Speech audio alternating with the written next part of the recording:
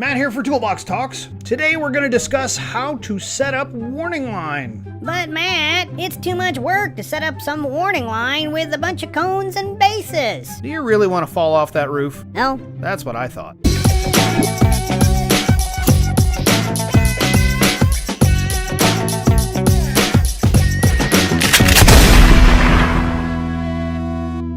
First, let's tie off to a raptor or improvise an anchor point. Next, let's get cones and bases on the roof and expand the warning lines as more and more crew ascend to the roof. When connecting cones with a warning line, pull the warning line through the middle and over the top. Do it twice for each cone. Make your warning line and cone setup nice, tight, and straight so that it stays between the 34-inch minimum and 39-inch maximum height requirements.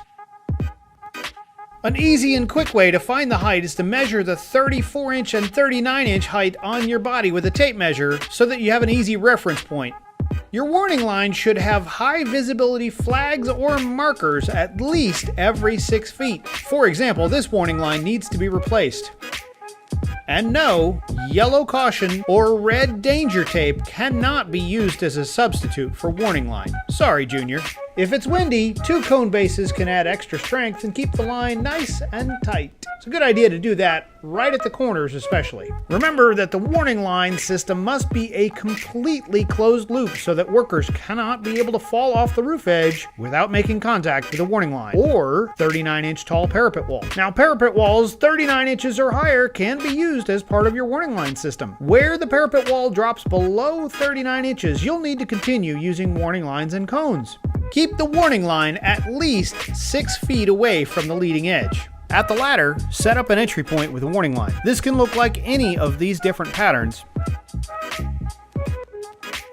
but typically the simplest method is to use a gate at the ladder made out of warning line with a loop tied in it. Remember to close the gate when you go in and out. Keep an eye out for holes, weak sections of the roof, or skylights that need warning line. If there is a height difference of 19 inches or more between working surfaces, a ladder will need to be set up, or sometimes even 2 ladders. The ladder will need to extend the 3 feet above the higher surface. Thanks. Keep up the good work.